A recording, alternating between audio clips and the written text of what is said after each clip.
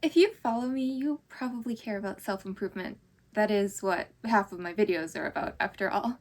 People's reasons for improving themselves vary widely on the surface, wanting better career opportunities, cooler people to date, or just reasons to like oneself more.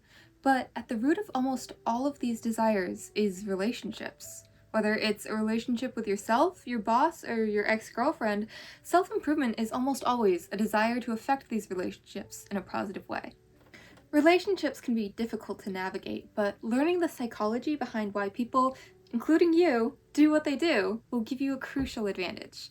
So today, I want to talk about a relational psychology phenomenon you've probably never heard of that will change how you view self-improvement forever. Hi, I'm Mayhem, musician, philosopher, cult leader, human, and you're watching my series, Neurohacking.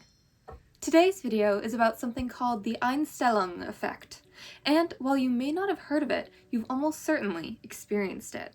So before I explain what it is, let me tell you a story that you might find familiar. Imagine that you and your sister have never really gotten along. Neither one of you is to blame because both of you are. She always starts it, but you always overreact and blow things way out of proportion. Eventually, you mature enough to realize that actually you are part of the problem. Maybe you realize your overreactions are a self-esteem issue at the core, and that you always feel like people are attacking you even when they're not. So you try to work on it. You do things to increase your self-esteem. Going to therapy, going to the gym, even meditating on a mountaintop.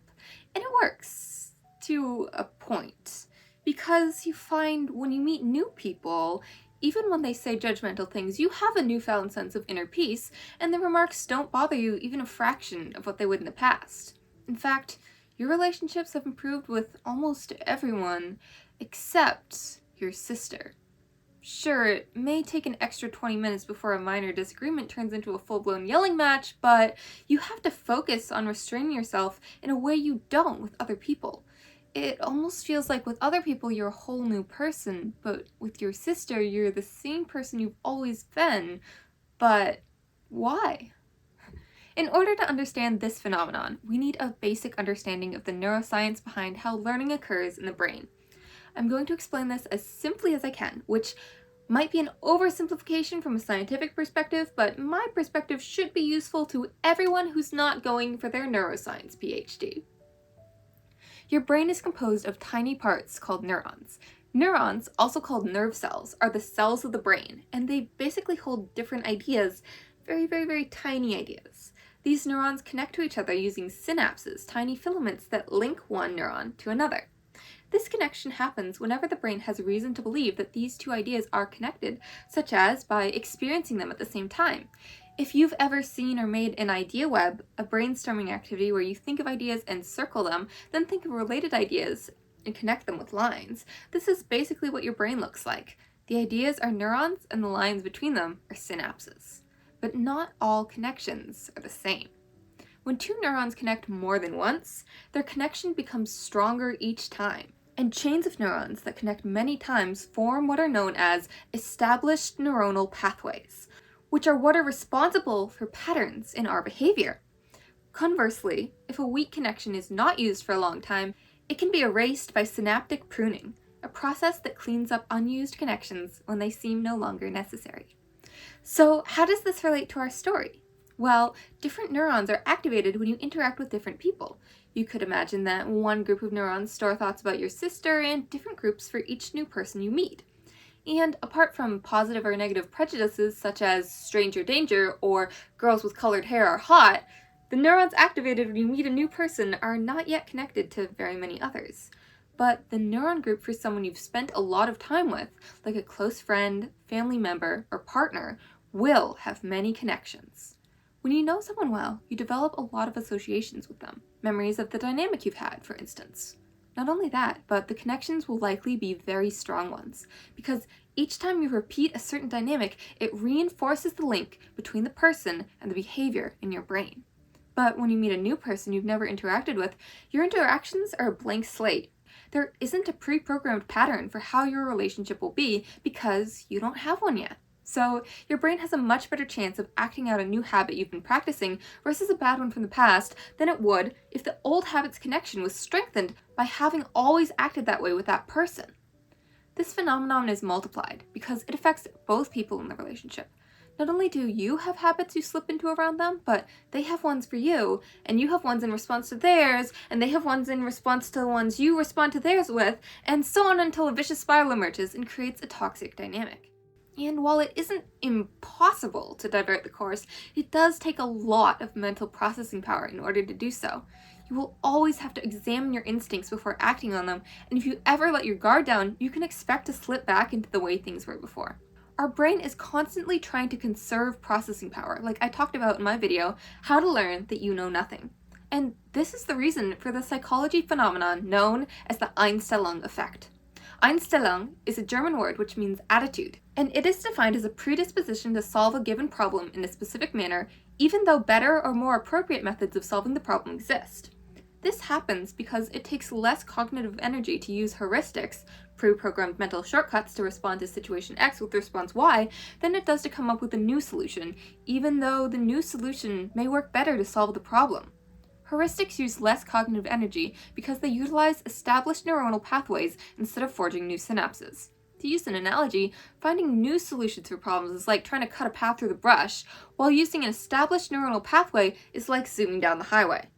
I'll go more in depth about what heuristics are and how they work in my next two videos.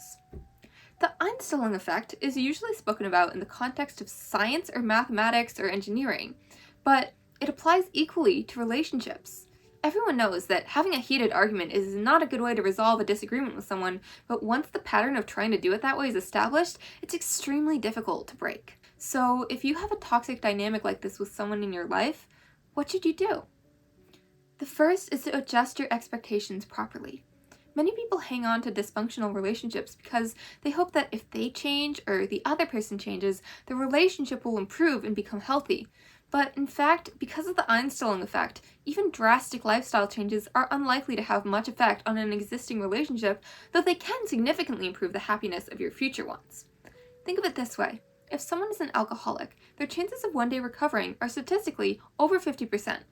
But if they choose to have a career as a bartender, their odds of recovery drop down to slim to none. Being in an environment that they have responded to in a certain way in the past, that is, by drinking, hugely increases the chance that they will continue to respond to it that way in the future. The same goes for relationships. Even if we're determined to have a healthy relationship, if we're trying to do it with someone we had a toxic relationship with in the past, our chances drop off a cliff. With that in mind, take a close look at any relationships in your life where the two of you tend to solve problems in dysfunctional ways. Arguing, silent treatment, substance abuse, pick your poison. And ask yourself, how objectively necessary is this person in your life? We'll get to emotional necessity next, that is, how you feel about the person, but objective necessity is about all the non-emotional reasons to have this person in your life. If this person is your parent or the co-parent of your children, that would be a high objective necessity. A sibling or coworker would be a medium objective necessity, and someone like a friend, girlfriend, or boyfriend would be a low objective necessity. This is basically how difficult the relationship is to get out of if you put emotions aside. Even if you really like a friend of yours and really hate the father of your children, practically speaking, it would be easier to cut the friend out of your life than your kid's dad. Or maybe you couldn't care less if you never saw your toxic coworker again, but doing so would require quitting your job. Try to estimate whether the person you're thinking of has a practical necessity that is high, medium, or low. Now let's examine the emotional necessity. How emotionally difficult would it be to cut this person out of your life? High would be someone you feel like you truly love. Low would be someone you hate, and medium, somewhere in between. Now that you've located where this person lands for you, let's explore different options in the practical emotional necessity matrix. I'll outline the 4 corners and give you advice for what to do in each scenario. If yours falls somewhere in between, consider the solutions it falls between and pick one that seems like the best fit to you. Low practical, low to medium emotional. The first one is the easiest. If you have no strong emotional bond to someone you're in a toxic relationship with, and they are practically easy to cut out of your life, do it. As long as you work on creating good habits, the person who takes that space in your life next will most likely be a big improvement. Low practical, high emotional. This one is trickier. If someone toxic in your life is just a friend or partner you haven't been with for many years, but you still feel in love with them, cutting them out will feel really difficult, even if the practical side is easy as pie. First, examine your feelings more closely. Are your positive feelings for the way they actually treat you right now, or are they mixed up with the hope that this person could change and treat you better? If it's the latter, realize that this is extremely unlikely to happen no matter what you do, and try to see the situation for what it really is. Second, take into account what you're risking by staying in the relationship or friendship. The longer you stay, the more practical necessity people tend to gain in our lives. For instance, your boyfriend or girlfriend may become the mother or father of your children. Add that to the fact that toxic relationships tend to get more toxic as time goes on, not less. And they do so as limerence. The initial obsessive phase of a relationship that lasts up to 2 years fades away. So if you're 1 year into a relationship that's toxic but don't want to leave, imagine if 2 years from now it was more toxic and you no longer felt the high of new love, but by the time you want to leave, you'd already moved in together and made leaving seem like a much more daunting task. Would you sign up for that? I sure wouldn't, and it's the most likely outcome to happen. So when you feel desire to stay with them, remind yourself of that picture, and remind yourself that feeling a desire doesn't mean you have to act on it. In a situation like this, using your logical brain instead of your emotional brain will save you a lot of emotional pain in the future. High practical, low emotional. Now for the opposite problem. You don't have any emotional compunction about walking away from this person, but doing so is difficult to impossible, practically speaking. In this case, try to limit contact with this person, and always be extra mindful of your words and actions when around them. As I said before, it is theoretically possible to have a different dynamic with this person, but usually only for short bursts of time, and doing so will take a lot of mental energy. You'll never be able to fully relax around this person without slipping back into toxicity. Proceed with caution. High practical, high emotional. Now for the most difficult one of all. If someone you have a toxic dynamic with is the love of your life and the parent of your children or a family member you care deeply about, there is no easy way out. You can either cut them out of your life as much as possible, limit contact with them, or make enormous efforts to improve the relationship. Only you can decide which option is best for you in your life, and what you feel is best may change over time. Whatever choice you make, keep in mind the things you will gain and not just the things you'll lose, and follow your intuition. And above all, in any of these scenarios, it's important to prioritize the one relationship you have the most control over, your relationship with yourself. When you have a healthy amount of self-respect, you may even find that your decisions make themselves, but this time, in a good way. Love, mayhem.